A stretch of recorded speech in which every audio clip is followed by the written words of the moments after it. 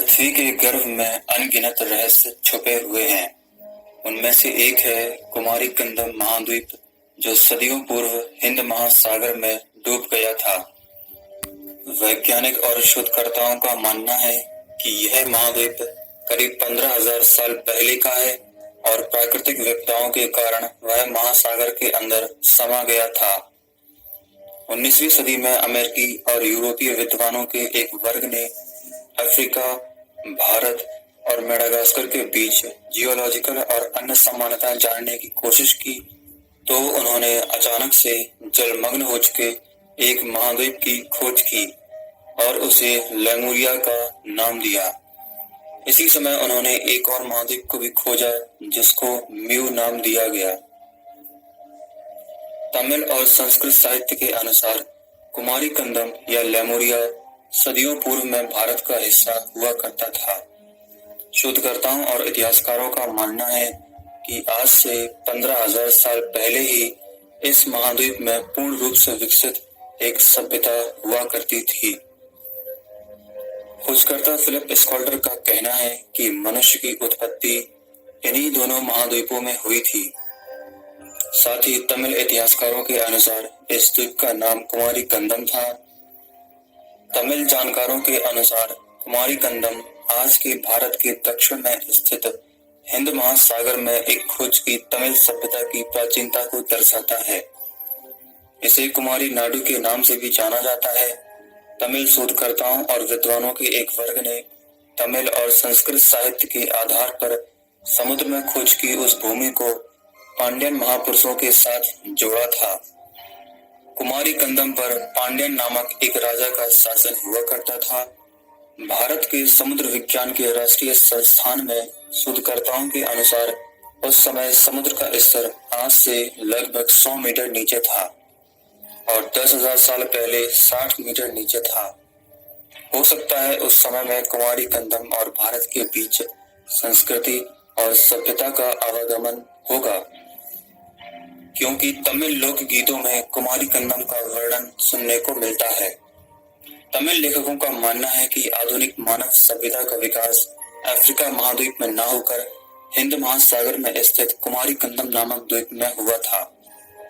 अनुमान ये भी है कि रावण की लंका भी इसी महाद्वीप में बसी हुई थी, क्योंकि दक्षिण भारत को श्रीलंका से जोड़ने वाला राम सेतु भी इसी महाद्वीप में पड़ता है। भारत को लंका से जोड़ने वाला राम सेतु पुल चूना पत्थर, रेत, गाद और छोटे छोटे कंकड़ों और बलुआ पत्थरों से मिलकर बना है। रामायण में इसे नल और नील का पुल कहा जाता है। जब फिलिप स्कॉल्टर ने अपनी खोज की तो खोज के दौरान उन्हें वानरों के अवशेष मिले थे। रामायण में यह उल्लेख भी मिलता है कि इस पुल के निर्माण में वानरों ने भी भाग लिया था।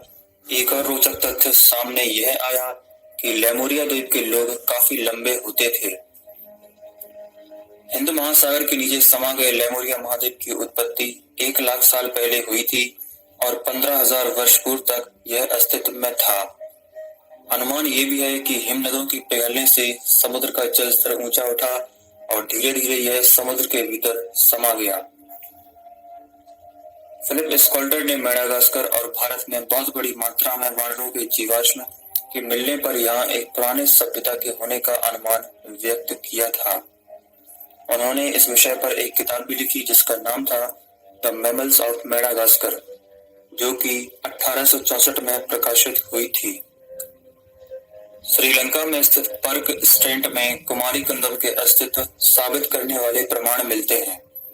संस्कृत में लिखी गई खंड पुराण में पृथ्वी के 7 खंडों के उल्लेख हैं, जिनमें से एक है कुमारिका खंड, जहां पृथ्वी पर सबसे बड़ा साम्राज्य हुआ करता था और उस साम्राज्य के राजा की बेटी का नाम था कुमारी।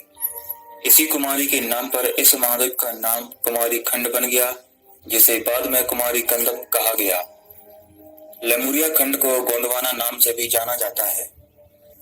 संस्कृत और तमिल के साहित्य में 1000 ईसा पूर्व पहले ही पृथ्वी पर हुए एक प्राकृतिक विपदा के कारण विलुप्त हुई साम्राज्यों का वर्णन किया गया है। इस बात को झुटलाया नहीं जा सकता कि हमारे पुराणों में सदियों पूर्व ही ऐसी कई बातों का उल्लेख है जो आज के आधुनिक विज्ञान के शोध से मेल खाते हैं। हमारे सच्चे भारतीय इतिहास के ऊपर पर्दा डालकर विदेशियों के आक्रमण के बारे में ज्यादा जोर देकर पढ़ाने के कारण आज हम अपने ही गौरवशाली इतिहास से अनभिज्ञ हैं। गुजरात के समुद्र के नीचे पाई गई शहर से हमें यह ज्ञात हुआ है कि वह कृष्ण की द्वारिका नगरी है, और अब तो यह सच भी सामने आया है कि राम सेतु मानव निर्मित है। इसका अर्थ यही है कि कृष्ण तथा राम शिव या पुराणों में उल्लेखित देवी देवताएं काल्पनिक कथाएं नहीं बल्कि वास्तव हैं। कई वर्षों से ही हमारे इतिहास और प्राणों के साथ छेड़छाड़ होती रही है। हर धर्म के लोगों में यह प्रमाणित करने की होड़ मची हुई है कि उन्हीं के धर्म की स्थापना पृथ्वी पर सबसे पहले हुई थी। भारत में हर भाषा और साहित्य में भिन्न भिन्न अभिप्राय वाले लोग मौजूद हैं। पश्चिम के लोगों ने आर्यन और द्राविड़ सिद्धांत की मनगढ़ंत कहानी रचकर भारतवासियों को आपस में ही लड़ाया है। आज इनके आर्यन आक्रमण के झूठे सिद्धांत से पर्दा उठ चुका है। हमारे पुराणों में भारत से और उसकी सभ्यता से जुड़े ऐसे कई विचार हैं जिन्हें अध्ययन करने से हमारी सारी शंकाओं का समाधान मिल सकता है। कुमारी खंडम भारत का हिस्सा था या नहीं, यह चर्चा का विषय हो सकता है, किंतु इस बात को कोई नकार नहीं सकता कि सदियों वर्ष पूर्व ही हिंद महासागर में पूर्ण रूप से विकसित एक सभ्यता हुआ करती थी।